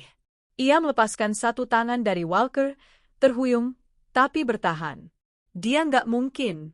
Dia jujur. Kakek bohong. Kakek selalu bohong. Kakek juga mengusir papa begini. Pak Harjo membeku, seolah tertembak di dada. Diam, desisnya. Nggak mau diam. Kakek benci semua orang. Kakek mau aku sendirian sama kakek di penjara ini? Bu Sumi, jangan pergi. Sumini melangkah ke gadis itu, menangkapnya ketika ia mulai tumbang ke samping. Ratih sayang, bisiknya, mendekapkan kepala gadis itu ke bahunya. Jangan tegang, kamu nggak boleh. Punggungmu, jangan. Pak Harjo melangkah ke arah mereka, tapi Ratih, mencengkeram jas lab Sumini, menjerit begitu mengerikan hingga ia berhenti. Jangan mendekat. Aku benci kakek. Pergi. Sumini dengan hati-hati mendudukkan gadis itu di kursi, menegakkan badan. Saya pergi, Pak Harjo. Uangnya cari saja, pasti ada di rumah ini. Tapi hati nurani? Hati nurani Bapak sudah tidak akan ketemu lagi. Ia cepat dan sembarangan menyapu barang-barangnya kembali ke tas. Foto cucunya ia tekan ke dada sedetik, lalu diletakkan di atas, resleting ditutup. Bu Sumi, jangan. Ratih menangis, meraih tangannya. Maaf ya, sayang. Aku tidak bisa tinggal di sini. Tidak bisa bernapas. Kamu kuat. Kamu sudah berdiri. Lanjutkan sendiri. Ingat, punggung tegak dan jangan takut apapun. Ia mencium puncak kepala gadis itu. Berpakaian di ruang depan dalam semenit. Jaket parasut, jilbab, sepatu tua. Pintu membanting. Di rumah jatuh kesunyian mati yang berdengung, yang selama ini berusaha ditinggalkan Pak Harjo. Ratih duduk di kursi di tengah dapur dan meraung, pelan, monoton, bergoyang ke kiri dan kanan. Ratih, Pak Harjo mengulurkan tangan kepadanya. Jangan sentuh aku, katanya. Matanya kering dan mengerikan. Lebih baik aku mati saja di mobil itu bareng papa dan mama. Ia dengan susah payah, tersentak-sentak memindahkan Walker, berbalik dan terseret ke kamarnya. Kunci berdetak. Ia mengunci diri. Pak Harjo sendirian. Adrenalin surut, meninggalkan kelemahan yang memuakkan. Kaki menekuk. Iya. Berat menjatuhkan diri ke bangku tempat Bu Sumi duduk 5 menit lalu. Aku benar. Aku pasti benar. Dia yang mencuri. Tidak ada orang lain. Tapi cacing keraguan sudah mulai menggerogotinya dari dalam. Bagaimana kalau ia salah? Harus mencari bukti. Kalau tidak di tasnya, berarti disembunyikan di rumah, di tempat sampah, di toples beras. Ia mulai menggeledah dapur secara metodis, lalu kamar mandi, lalu kembali ke lorong. Matanya jatuh ke gantungan baju. Di sana tergantung jas safari resminya. Ia memakainya 3 hari lalu ketika pergi membayar tagihan listrik. Hari itu hujan. Ingatan itu menghantam kepalanya seperti sengatan listrik. Kantor pos, antrean. Seorang nenek ribut di loket. Aku mau bayar 2 bulan sekaligus. Mengambil amplop dari buku, memasukkannya ke saku dalam jas. Lalu mesin pembayaran rusak. Tidak jadi bayar. Pulang dalam keadaan kesal. Menggantung jas. Tangan Pak Hardjo, yang dipenuhi bintik-bintik penuaan, perlahan terulur ke jas. Jari-jari menyelam ke saku dalam. Jari-jari meraba kertas. Ia menarik keluar amplop putih, membuka. 5 juta rupiah. Lembaran uang merah muda, semuanya lengkap. Pak Hardjo berdiri di lorong gelap, mencengkeram di tangan uang yang baru saja menghancurkan keluarganya. Ya Allah, desahnya. Ia merosot di dinding, menekan amplop ke dada. Rasa malu itu bukan panas seperti amarah, melainkan beku. Membelenggu, mencekik, mengubah jantung menjadi segumpal daging beku. Ia menuduh orang yang tidak bersalah. Ia mempermalukan perempuan yang menyelamatkan cucunya. Ia menginjak-injak satu-satunya kehidupan di rumah ini. Dan yang paling mengerikan, ini adalah Gema. Cerminan sempurna dari apa yang ia lakukan pada putranya. Waktu itu pun ia yakin bahwa ia benar, bahwa ia mendidik, bahwa ia mematahkan demi kebaikan. Di balik pintu kamar anak sunyi, Ratih tidak menangis lagi. Ia kembali memakai headphone. Ia kembali masuk ke bunkernya. Hanya saja kali ini pintunya sudah dilas rapat. Pak Hardjo menatap bayangannya di cermin ruang depan. Dari sana menatapnya seorang lelaki tua, menyedihkan, sendirian, berbaju mahal. Bodoh, katanya pada bayangan itu. Orang tua bodoh yang jahat. Ia menyambar telepon, menekan nomor Budi. Nomor yang Anda tuju sedang tidak aktif. Ia melempar telepon ke meja. Harus pergi, mencari, merangkak berlutut. Tapi kemana? Ia tidak tahu alamatnya. Ia bahkan tidak tahu apakah perempuan itu punya rumah. Yang ia tahu hanya pasal hukum dan bahwa perempuan itu suka membuat roti manis. Di luar jendela hujan deras menyapu, menghapus jejak Sumini yang pergi ke dalam malam, membawa serta kehangatan dari rumah terkutuk ini. 2 hari berikutnya Pak Hardjo tidak hidup. Ia ada dalam mode otomatis yang sirkuitnya sudah terbakar. Rumah berubah menjadi makam. Hanya saja kali ini makam itu dingin, meski pemanas menyala penuh. Ratih mengumumkan mogok makan. Bukan rengekan anak yang menolak sup. Ini adalah tekad sunyi dan mengerikan dari seseorang yang tak punya lagi yang bisa hilang. Ia tidak berteriak, tidak menuntut Bu Sumi dikembalikan. Ia hanya berbaring, berbalik ke tembok, dan diam. Pintu kamarnya ia kunci dari dalam, dan Pak Hardjo berjam-jam berdiri di depan pintu, mendengarkan kesunyian. Ratih, buka pintunya, pintanya, menempelkan dahi ke kusen yang dingin. Kakek bawa soto ayam. Soto yang kamu suka. Sunyi. Ratih, jangan gila. Kamu butuh tenaga. Dokter datang, kamu dibawa ke rumah sakit, dipasang infus. Kamu mau itu? Terserah, terdengar suara tumpul tak bernyawa. Pergi. Pak Hardjo kembali ke dapur, duduk di meja yang masih ada vas berisi kue kering. Satu-satunya pengingat tentang Sumini. Ia menatap amplop putih berisi uang yang tergeletak di hadapannya. 5 juta rupiah. Harga kesombongannya. Lembaran-lembaran itu membakar mata. Ia ingin membakarnya, menyiramnya ke kloset, tapi ia paham, itu tidak akan memperbaiki apapun. Di hari ketiga Budi akhirnya mengangkat telepon. Pak, maaf. Suara polisi itu terdengar kering, resmi. Saya di lapangan. Ada apa lagi, Pak? Sudah ketemu pencurinya? Budi? Pak Hardjo menelan gumpalan di tenggorokan. Saya salah. Uangnya ketemu.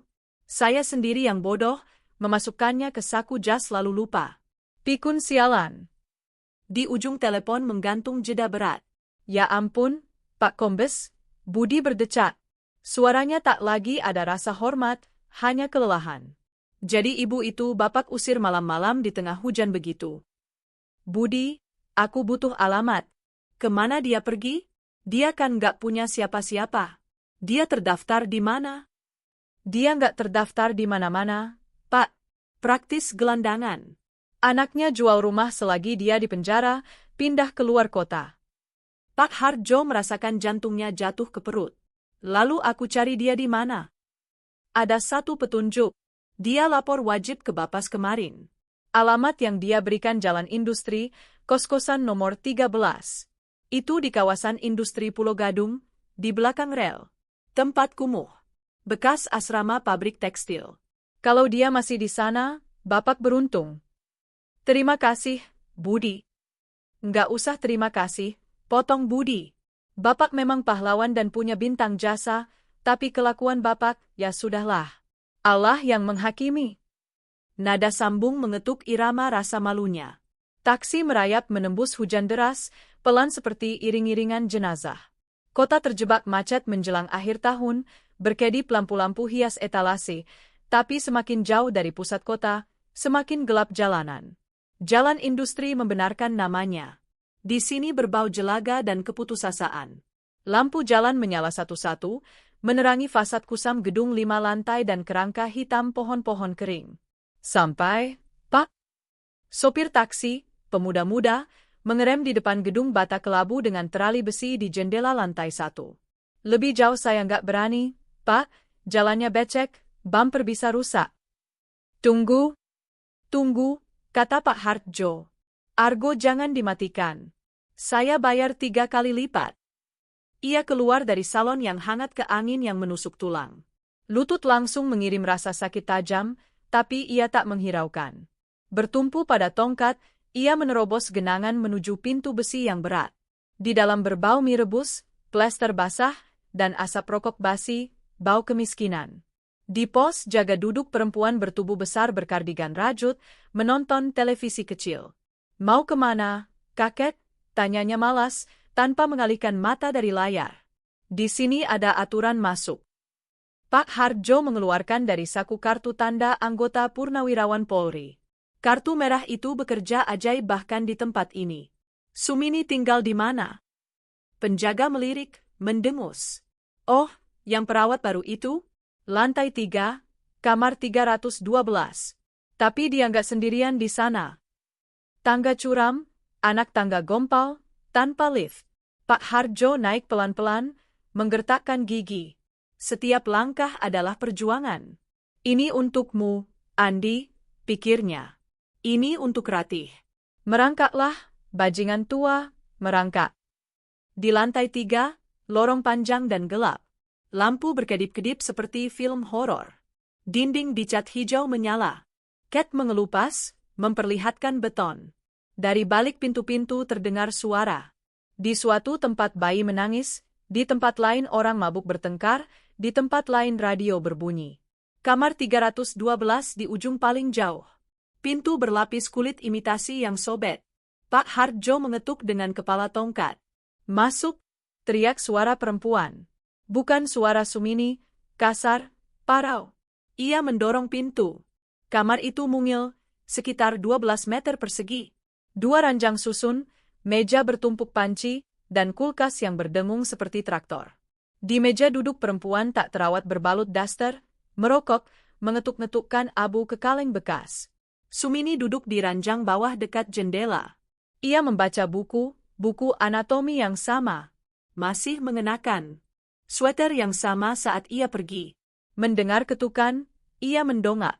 Ketika pandangan mereka bertemu, Pak Hardjo secara fisik merasakan segala kepura-puraan rontok dari tubuhnya. Pangkat, tanda jasa, kebanggaan, status pemilik rumah mewah. Di sini, di kamar menyedihkan ini, ia bukan siapa-siapa. Hanya orang tua yang melakukan keburukan. Sumini perlahan menutup buku, meletakkannya ke samping, berdiri. Datang juga, katanya pelan. Bukan pertanyaan, pernyataan. Teman sekamar yang merokok menatap tamunya yang mengenakan jas safari mahal dengan penuh ketertarikan. Loh, ini siapa? Pacar ya? Ia terkekeh, memamerkan gigi busuk. Keluar sebentar ya, Yanti, pinta Sumini, tanpa mengalihkan mata dari Pak Hardjo. Kami perlu bicara. Yanti mendengus, mematikan rokok, menyambar bungkusan rokoknya dan keluar. Sandal menyeret. Mereka tinggal berdua. Pak Hardjo berdiri di tengah kamar, tidak tahu harus menaruh tangan di mana. Udara pengap, tapi ia menggigil. Untuk apa datang ke sini? Tanya Bu Sumi. Wajahnya keabu-abuan, lingkaran hitam dalam di bawah mata. Jelas ia tidak tidur berhari-hari. Ada lagi yang hilang? Mau hitung sendok? Pak Hardjo mengeluarkan amplop dari saku, amplop putih yang sama yang sudah kusut, meletakkannya di meja, menggeser panci kotor. Ini, katanya serak. Ketemu. Di saku dalam jas saya. Sumini bahkan tidak melirik uang itu. Ia menatap wajahnya. Saya turut senang untuk Bapak. Sekarang Bapak bisa tidur nyenyak. Harta Bapak aman. Bu Sumi, saya datang bukan untuk itu. Lalu untuk apa? Minta maaf. Ia tersenyum pahit. Baik, maaf diterima. Selamat tinggal. Ia duduk kembali di ranjang, mengambil buku, dengan seluruh gerak tubuh menunjukkan bahwa percakapan sudah selesai. Pak Hardjo paham, sekarang ia akan mengusirnya, dan ia berhak, lalu ia akan pergi, dan Ratih akan mati, kalau bukan karena kelaparan, maka karena kesedihan. Ia melangkah maju. Lutut menekuk, dan ia berat menjatuhkan diri ke kursi berderit di hadapan perempuan itu. Ratih sekarat, katanya. Tangan Sumini yang sedang membalik halaman membeku. Dia tidak makan 3 hari. Mengunci diri, tidak membiarkan saya masuk. Bilang ingin mati seperti ayahnya. Sumini perlahan mengangkat mata. Di dalamnya berkilat ketakutan. Ketakutan profesional terhadap pasien. Bapak sudah panggil dokter? Tidak. Dia tidak akan mau pada dokter, kamu tahu sendiri.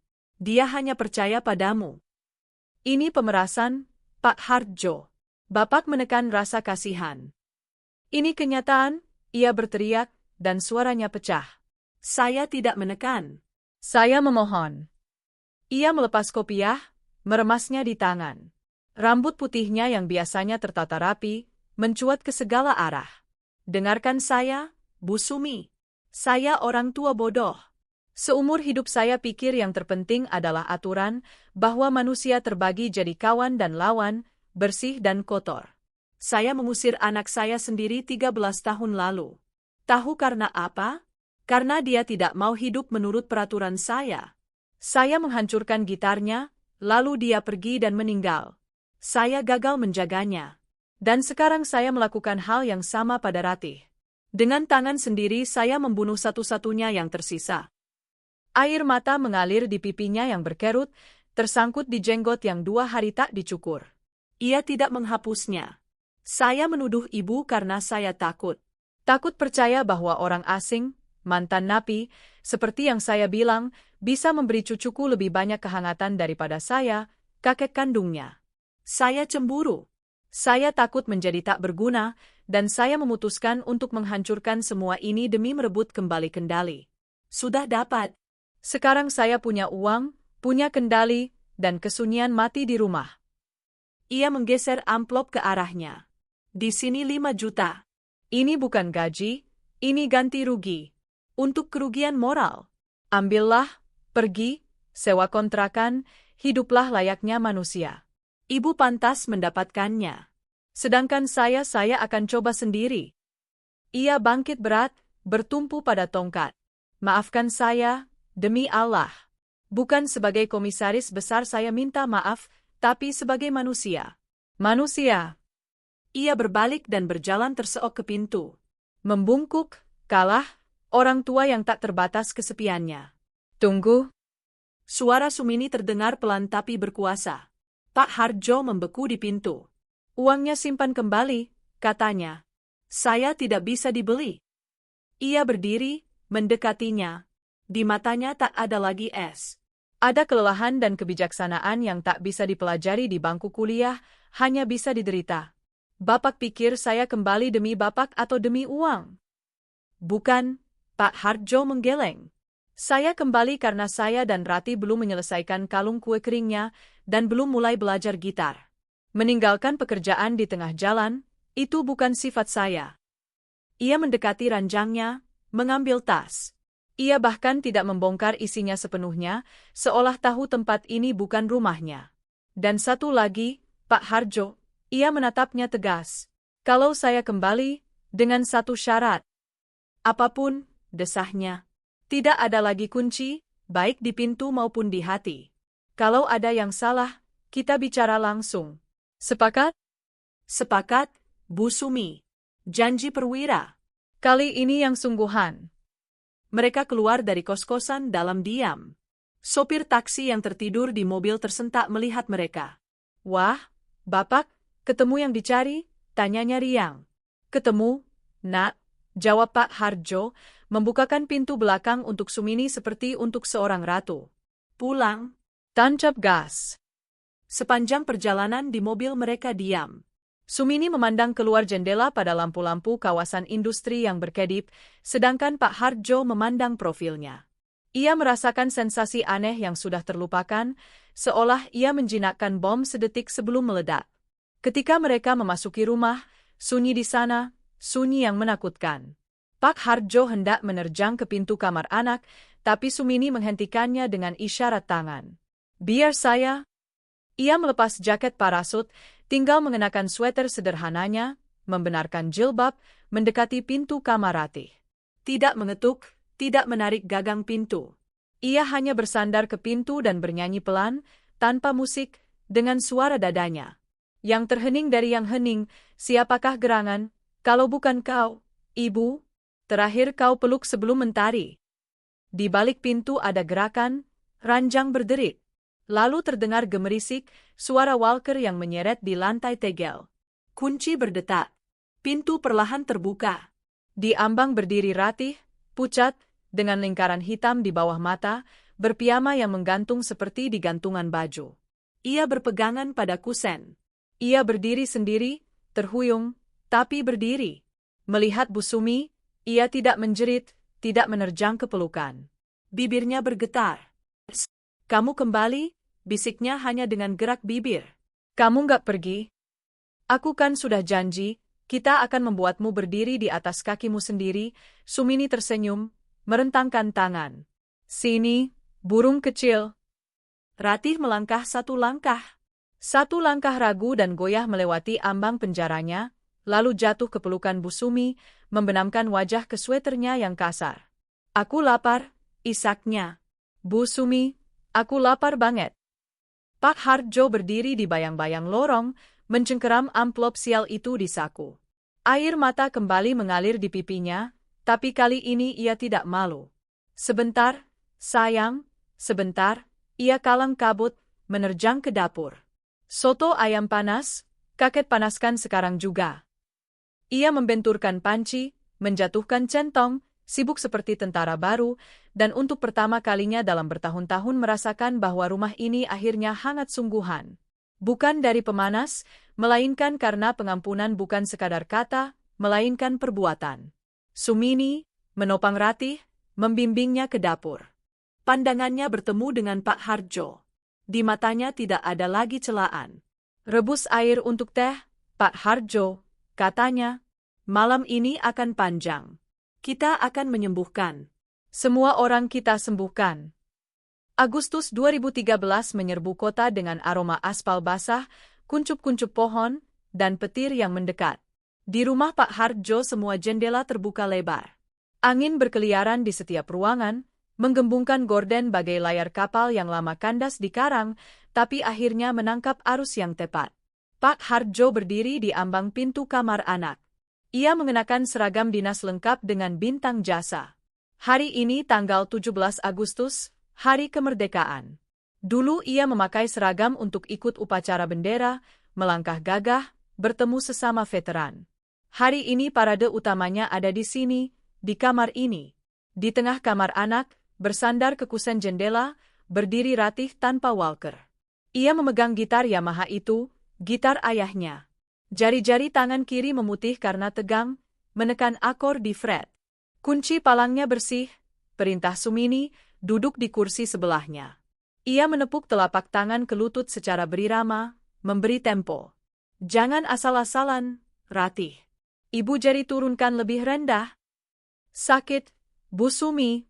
Gadis itu meringis, tapi tangannya tidak turun. Memangnya kamu mau enak saja?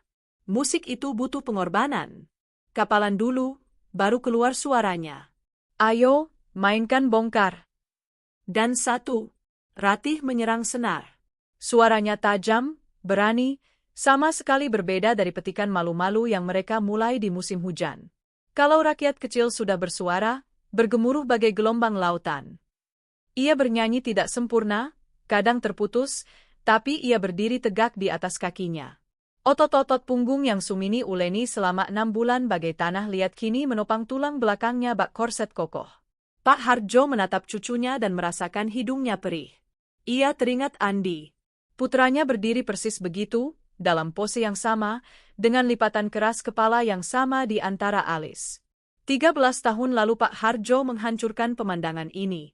Hari ini, berkat seorang perempuan asing, ia merekatkannya kembali. Ratih selesai menyanyikan bait, mendongakkan dagu penuh kemenangan, dan menatap kakeknya. Gimana, Pak Kombes? Layak masuk pasukan cadangan. Kopassus, dengus Pak Harjo, menyembunyikan senyum terharu di balik kumis. Bagus, tapi jaga posturmu. Dada ke depan. Siap, dada ke depan. Ratih tertawa. Sumini berdiri, membenarkan tali baju rumah Ratih yang melorot. Cukup untuk hari ini.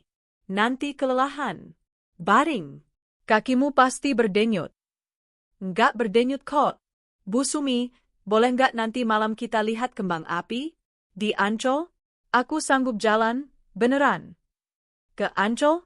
Enggak, orang-orang bakal menginjak-injakmu. Tapi kita bisa ke balkon. Lantai 8. Kita taklukkan ketinggian. Sumini keluar dari kamar mengikuti Pak Harjo. Di dapur sudah tertata meja perayaan. Risoles sayur, gado-gado, botol es buah yang berembun. Pak Harjo duduk di kepala meja, menatap Sumini. Dalam 6 bulan ini perempuan itu berubah. Melunak, barangkali. Kerutan tak kemana-mana, tapi dari matanya telah pergi kesedihan bagai anjing terbuang yang dibawanya ketika pertama kali datang ke rumah ini. Ia menjadi penguasa rumah bukan karena status, tapi karena esensi. Bu Sumi, duduk sebentar, katanya serius. Perempuan itu langsung waspada, mengelap tangan ke celemek. Kenapa, Pak Harjo? Kurang garamnya? Duduk, ku bilang. Rapat operasional. Ia duduk di tepi kursi, membenarkan helai rambut putih yang keluar. Pak Harjo menuang setengah cangkir kopi pahit, meneguknya tanpa bersulang, menghirup aroma roti. Ia butuh keberanian, lebih besar dari tahun 45. Begini, Bu Sumi, saya cari-cari informasi. Ia memulai dari jauh, memutar-mutar cangkir kosong di jari, lewat jalur-jalur lama. Soal anak ibu, Wahyu. Sumini memucat. Tangannya langsung tergenggam. Gestur pertahanan yang sudah terbiasa. Untuk apa? Jangan, Pak Harjo. Dia sudah membuang saya. Itu haknya. Bagi dia saya mantan napi. Aib keluarga. Dia punya karir. Istrinya kerja di Bandung. Jangan ikut campur, saya mohon. Berhenti panik, kata Pak Harjo tegas. Saya tidak ikut campur. Saya cuma menemukan nomornya dan menelepon. Bapak menelepon? Suaranya bergetar. Terus, dia mengusir Bapak? Mencoba, seringai sang komisaris besar. Tapi kalau sama saya, itu susah. Saya jelaskan padanya keadaan yang sebenarnya, ceritakan siapa ibu sesungguhnya, bahwa ibu bukan pencuri, tapi orang yang menyelamatkan anak orang lain dari kematian. Bahwa ibu lebih jujur dari kita semua. Dia nggak akan percaya. Dia keras kepala. Keras kepala, Pak Harjo setuju. Persis ibunya. Tapi saya bilang satu hal lagi padanya. Saya bilang, Kalau dia sekarang, selagi ibu masih hidup, tidak datang dan menatap mata ibu, maka nanti, kalau ibu sudah tiada, dia akan melolong seperti serigala. Seperti saya melolong meratapi Andi saya. Dan tidak ada karir, tidak ada uang, yang bisa menambal lubang itu. Sumini menutup wajah dengan tangan, bahunya berguncang. Kejam, Pak Hardjo. Kenapa Bapak begitu? Karena operasi itu, Bu Sumini, memang menyakitkan. Ibu sendiri yang bilang, harus dipatahkan supaya menyambung dengan benar. Di ruang depan terdengar bel pintu. Nyaring, menuntut. Bu Sumi tersentak, mengangkat matanya yang basah dan ketakutan ke arahnya. Itu dia? Bukakan, angguk Pak Hardjo. Saya sudah perintahkan untuk diloloskan tanpa perlu lapor. Ia berdiri. Kakinya tidak mematuhi. Ia berjalan di lorong seperti menuju tiang gantungan, meraba dinding dengan tangan. Pak Hardjo mendengar kunci berdetak, pintu berderit. Sunyi. 1 menit yang panjang dan menyiksa. Lalu suara laki-laki, tertahan, penuh rasa bersalah. Assalamualaikum, Ibu. Dan suara anak kecil yang nyaring. Nenek. Papa bilang nenek lagi tugas di luar kota. Pak Hardjo bangkit dari meja, masuk ke ruang kerjanya dan menutup pintu rapat. Ini bukan momennya. Ia tidak punya tempat di sini. Ia mendekati jendela, menyalakan rokok, untuk pertama kalinya dalam 6 bulan melanggar janji yang ia buat pada Bu Sumi. Asapnya pahit, seperti masa lalunya. Ia melakukannya. Ia memperbaiki kesalahan orang lain, karena kesalahannya sendiri sudah terlambat diperbaiki. Wahyu datang, membawa cucunya. Sekarang di sana, di lorong, mereka menangis, berpelukan, saling memaafkan.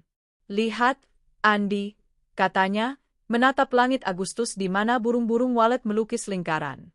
Bapak belajar. Pelan, berderit-derit, tapi belajar.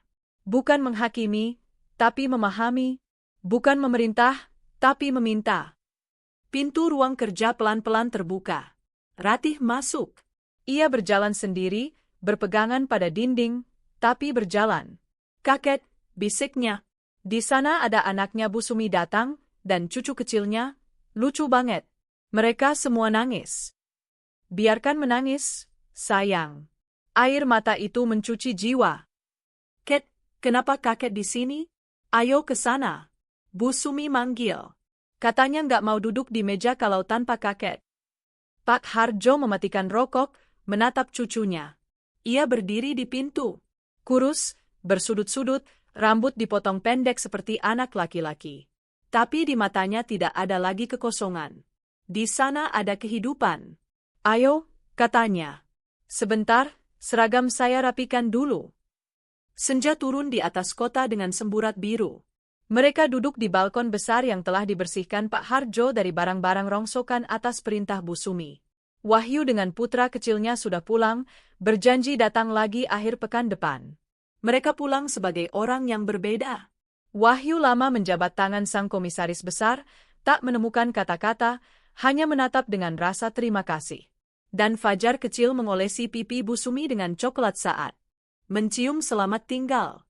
Kini di balkon tinggal bertiga, Pak Hardjo, Sumini, dan Ratih. Ratih duduk di kursi tinggi, mengayun-ayunkan kaki. Bu Sumi membungkus bahunya dengan selendang. Nun di kejauhan di atas pusat kota terdengar dentuman.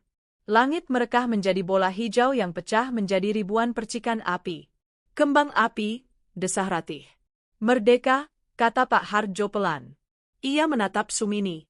Perempuan itu berdiri di sebelahnya, bersandar siku di pagar balkon. Angin mempermainkan rambutnya yang ubannya seolah berkurang. Terima kasih, Bu Sumi, katanya sederhana. Ia menoleh. Untuk apa, Pak Hardjo? Bapak kan membayar saya tepat waktu. Bukan untuk pekerjaan. Untuk menghidupkan rumah ini. Untuk membuat saya tidak sendirian. Ia terdiam, mencari kata-kata yang dulu dianggapnya cengeng. Untuk mengajari saya. Kekuatan bukan soal mengepalkan tinju, tapi soal memaafkan diri sendiri dan orang lain. Sumini tersenyum, senyum yang hangat dan cerah, yang membuat hati sang komisaris besar tua terasa nyeri. Kita semua belajar di sini, Pak Hardjo. Saya juga tadinya mengira hidup sudah berakhir, bahwa saya barang bekas, sampah. Ternyata saya masih dibutuhkan. Dibutuhkan, kata Ratih tegas, berbalik ke arah mereka. Sangat dibutuhkan. Tanpa Bu Sumi, kita bakal kacau. Kakek pasti cuma masak mie instan lagi dan teriak-teriak perintah. Mereka tertawa. Tawa itu terbang ke langit malam bersama percikan kembang api. Saya nggak kemana-mana, kata Sumini, menaruh telapak tangannya di atas tangan Pak Hardjo yang lebar dan berurat di pagar balkon. Masih banyak yang harus dikerjakan. Ratih harus kembali sekolah bulan depan. Gitar harus dikuasai. Dan Bapak, Pak Kombes, tekanan darah Bapak juga perlu diobati. Pak Hardjo tidak menarik tangannya. Ia merasakan kehangatan telapak tangan perempuan itu, tangan yang sama yang menguleni adonan, membenahi punggung, dan mengepel lantai barak. Itu adalah kehangatan kehidupan yang nyata dan bernapas. Di langit merekah bunga peoni merah raksasa dari kembang api. Pak Hardjo, mantan komisaris besar, mantan tiran, dan mantan penyendiri, menatap cahaya-cahaya itu dan tahu pasti, perang pribadinya telah berakhir. Ia berhenti membagi dunia menjadi kawan dan lawan. Kini di dunianya hanya ada orang-orang yang dicintai. Adapun dosa, menghakimi dosa orang lain itu mudah. Menebus dosa sendiri, itulah ketinggian yang sesungguhnya. Dan ketinggian itu mereka raih bersama. Kita sering mencari keadilan dengan menghukum orang lain, padahal penyembuhan sejati hanya datang melalui belas kasihan. Menghakimi seseorang butuh waktu 1 detik. Memahami dan menghangatkannya adalah kerja seumur hidup. Tapi justru kerja itulah yang mengubah dinding-dinding dingin menjadi rumah sejati. Sahabat-sahabat yang budiman, terima kasih sudah mendengarkan kisah ini hingga akhir. Akuilah, seberapa sering kita menempelkan label pada orang tanpa mengetahui kisah hidup mereka? Jika kisah Pak Hardjo, Bu Sumi, dan Ratih menyentuh hati Anda, jika Anda percaya bahwa kasih sayang lebih kuat dari segala kesalahan masa lalu, berilah like pada video ini. Berlangganan kanal kami agar tidak ketinggalan kisah-kisah baru tentang orang-orang nyata dan takdir yang tidak mudah. Dan tuliskan di kolom komentar, bisakah Anda, seperti Pak Hardjo, melangkahi kebanggaan diri dan meminta maaf kepada orang yang pernah Anda sakiti secara tidak adil? Jagalah orang-orang terdekat Anda. Sampai jumpa.